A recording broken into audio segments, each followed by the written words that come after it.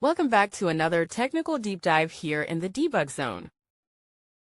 Today we're tackling a big question and breaking it down with us from other users.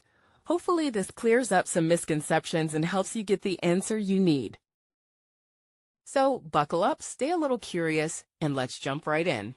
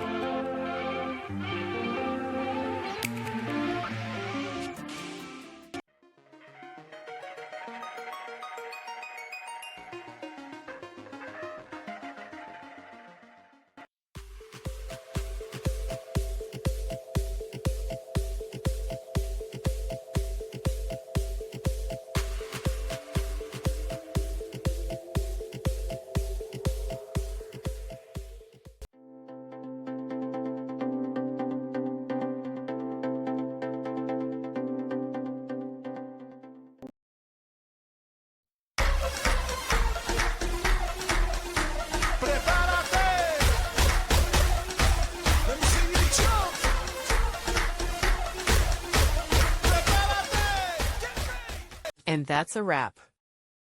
I hope you found the answer you were looking for. If you did, take a second to hit that subscribe button. It really helps out. And let me know in the comments which solution worked best for you. See you next time in the debug zone.